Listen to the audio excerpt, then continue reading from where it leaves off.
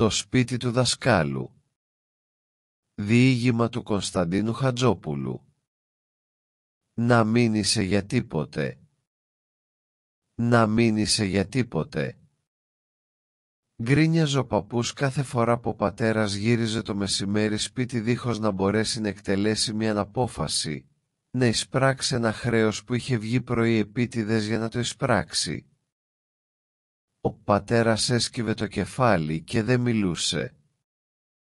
Έσκυβε το κεφάλι τόσο που τα μουστάκια του αγγίζανε το πιάτο εκεί που έτρωγε. Ο παππούς δεν έπαβε να μουρμουρίζει, και η μητέρα κοίταζε πότε τον πατέρα λυπημένα, πότε τον παππού παρακαλεστικά. Μα ο παππούς δεν έπαβε, και ο πατέρας έσκυβε και δεν μιλούσε. Το πράμα κατάντησε τόσο συχνό, έγινε τακτικό, σχεδόν καθημερινό στο σπίτι.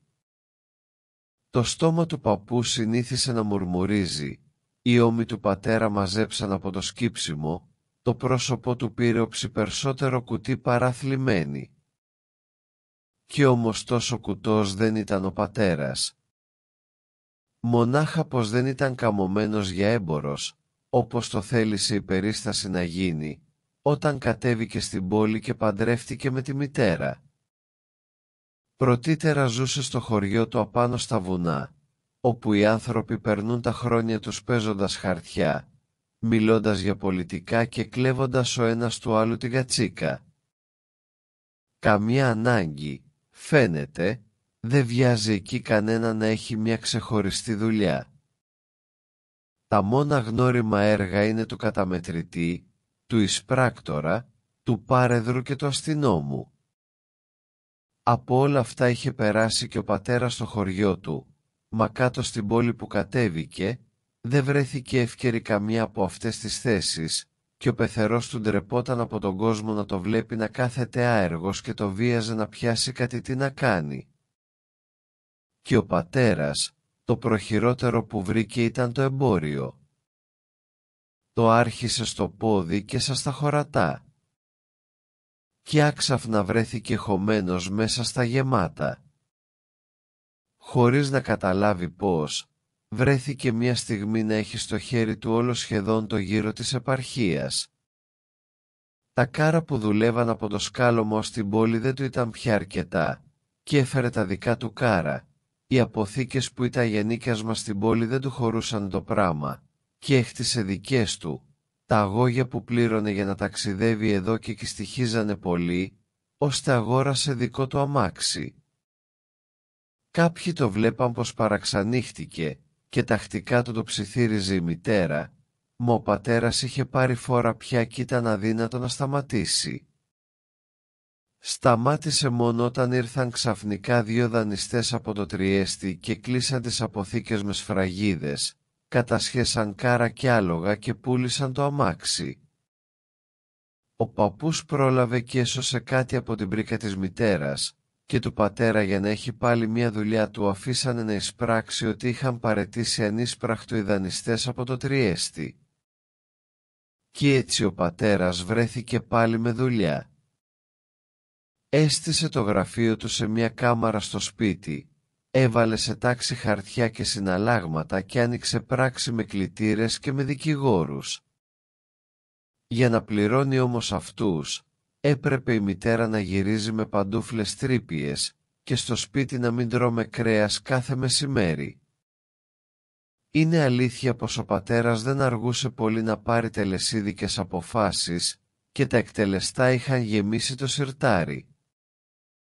Μα μέναν πάντα κλειδωμένα στο σιρτάρι. Και όσα βγαίναν, ξαναγύριζαν γλίγορα και κλειδωνόντανε. Θα νόμιζε κανείς πως ο πατέρας λυπότανε να τα βγάλει από το σιρτάρι, και ο παππούς τον περγελούσε πως του βάλθηκε να κάνει συλλογή από εκτελεστά. Η μητέρα όμως έριχνε το σφάλμα στην καλοσύνη του, στην αγαθή ψυχή που είχε ο πατέρας. Και τότε θύμωνε ο παππούς και έμπηγε πάλι τη φωνή. Κουτός, χαμένος, ανίκανος για καθετή. Ο πατέρας έσκυβε. κι έπαιρνε κάθε πρωί και ένα δικόγραφο στην τσέπη. Μα το μεσημέρι γύριζε πίσω με το άλλο που είχε πάρει χτες μαζί. Το έφερνε πίσω, έλεγε, γιατί του έλειπε μία υπογραφή. Και την άλλη μέρα ξαναέφερνε και το άλλο. Αλλού βάζανε κάτι στο χέρι του κλητήρα και ο κλητήρας γύριζε πίσω το εκτελεστό, αλλού το φοβέριζαν και ο κλητήρας φοβόταν και έφευγε. Ο πατέρας πήγαινε στον υπομοίραρχο για να ζητήσει χωροφύλακες να πάνε μαζί με τον κλητήρα. Ο υπομοίραρχος το δεχότανε φιλικά, έκανε τσιγάρο από την ταμπακέρα που του άνοιγε ο πατέρας, δεν πρόσεχε ούτε το λαθρέο τσιγαρόχαρτο που είχε η ταμπακέρα, μιλούσε μαζί του για τα νέα της αγοράς και τα πολιτικά, μα χωροφύλακες δεν του περισσεύανε ποτέ.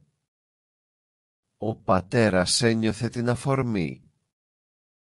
Γύριζε σπίτι πότε σκυφτός και πότε πεισμωμένος.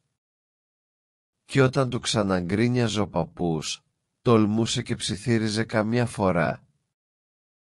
Σαν κι έχω και το κόμμα να με υποστηρίξει. Και τότε ήταν που θύμωνε διπλά ο παππούς. Το έπαιρνε σαν πείραγμα δικό του, σαν υπενιγμό για τη συνήθεια που είχε να είναι πάντα με το κόμμα που δεν ήταν στην αρχή. Μας θέλει να αλλάξουμε κι όλα κορδέλα. Φώναζε. Και πετούσε την πετσέτα.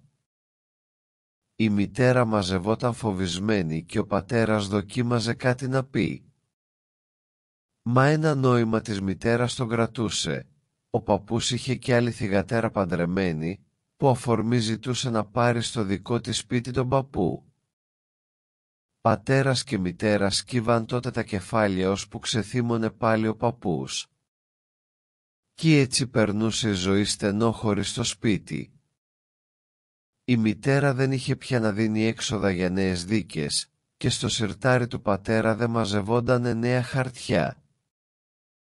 Εκεί ήρθε ξαφνικά ο πατέρας χαρούμενος μία μέρα και ψιθύρισε κάτι της μητέρας. Η μητέρα μέσα σε εκείνα που της απόμειναν είχε και ένα μικρό σπιτάκι, μια κάμαρα όλο με ένα κομμάτι αυλή. Από χρόνια το είχε νοικιασμένο ένας παπουτσής και κατοικούσε με τη φαμελιά του. Είχε έρθει από τα νησιά δάσκαλος του χορού μαζί και παπουτσής. Τα πρώτα χρόνια έμαθε κάποιους νέους χορό, έπειτα το ξέχασε και ο ίδιος και τώρα ζούσε μπαλώνοντας περισσότερα παρά όσα έφτιανε παπούτσια. Όσο ο πατέρας ήταν στα καλά του, δεν του ζητούσαμε νίκη ποτέ. Το έκλεινε η μητέρα στα σιδερωτικά και στη μαστίχα το γλυκό που έστελνε και της έφτιανε η γυναίκα του. Έπειτα που έπεσε ο πατέρας, δοκίμασε να το κλείσει σε μπαλώματα και με τζοσόλες.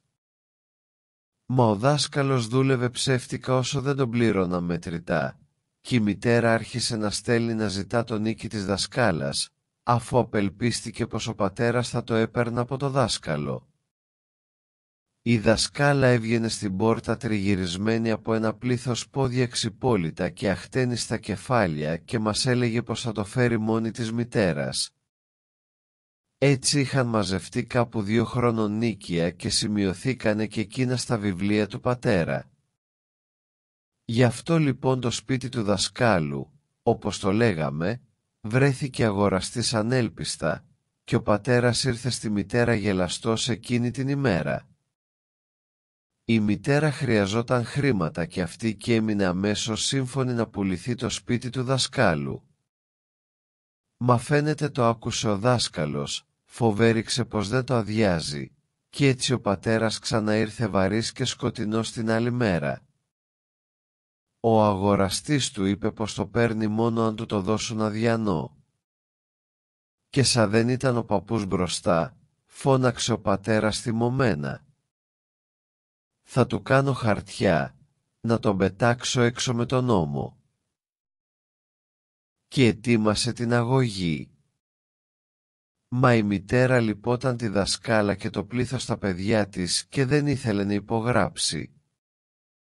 Μα πάλι στοχάστηκε ύστερα τα χρήματα που θα μετρούσε ο αγοραστής 1.000 δραχμές και παραπάνω, και αναγκάστηκε να στέρξει. Υπόγραψε, και ο πατέρας πήγε στον πρόεδρο και πήρε την απόφαση. Την έφερε στο σπίτι σαν νέο τρόπαιο, και οι πλάτες του πήγαιναν πέρα δόθε από τη βία, όταν ξανά φύγε με αυτή. Το απόγευμα ξεκίνησε με τον κλητήρα. Χωροφύλακες δεν του χρειαζόταν να ζητήσει. Πήρε μονάχα τα 2 αγόρια του μαζί και διάλεξε μια ώρα που έλειπε από το σπίτι ο δάσκαλος. Προχωρήσαμε κι οι 4 μαζί. Μπρος ο πατέρας και ο κλητήρας, πίσω εμείς τα 2 παιδιά. Άμα φτάσαμε, ο κλητήρας έδεσε στο μπράτσο μια κορδέλα μπλάβα και χτύπησε την πόρτα. Μα οι γειτόνοι, φαίνεται, μόλις μας είδαν το προφτάσαν της δασκάλας, και εκείνη κλείστηκε μέσα και σύρτωσε την πόρτα. Ο κλητήρας ξαναχτύπησε. Στο 3ο χτύπημα έπεσε η πόρτα σωριασμένη χάμω στο όνομα του νόμου. Η δασκάλα παρουσιάστηκε στη μέση από το σωρό τα χτένη στα κεφάλια και μας κοίταζε χλωμή και ασάλευτη. Δεν έκαμε ούτε κίνημα να αντισταθεί. Βοήθησε μάλιστα και κουβαλήσαμε έξω το ξύλινο κρεβάτι, όπου κοιμόταν με το δάσκαλο, ένα κουτσό τραπέζι με μερικά σκαμνιά και 2-3 παλιά παπλώματα και στρώματα. Από τα στρώματα χυνόταν τα άχυρα καθώς τα φέρναμε έξω, και μέσα σε άλλα 2-3 εξακάρφωτα σεντούκια και καλάθια στίβαξε η δασκάλα τα ρούχα των παιδιών μαζί με πιάτα, μπρίκια, καφκιά και ό,τι άλλο είχαν. Τα κουβαλήσαμε και τα σωριάσαμε στο δρόμο. Απάνω στο σωρό καθίσαν τα ξυπόλυτα παιδιά, άλλο σωρό σ' αυτά, και γύρω μαζευτήκαν οι γειτόνοι και κοιτάζαν. Ο πατέρας έκραξε αμέσως μαραγκό και ξαναέστησε την πόρτα. Την κλείδωσε έπειτα και φύγαμε. Ο αγοραστής περίμενε στο μαγαζί του άλλου δρόμου και πρόσταξε και φέρανε ρακιά, όταν ο πατέρας του έδωσε το κλειδί εμπρός στον κλητήρα. Όπως γυρίζαμε ύστερα στο σπίτι, οι ώμοι του πατέρα κουνιόνταν στον αέρα σαν φτερά, και το βράδυ στο τραπέζι τον είδαμε να κάθεται πρώτη φορά με σηκωμένο μέτωπο και να τολμά να βλέπει τον παππού στα μάτια. Τέλος.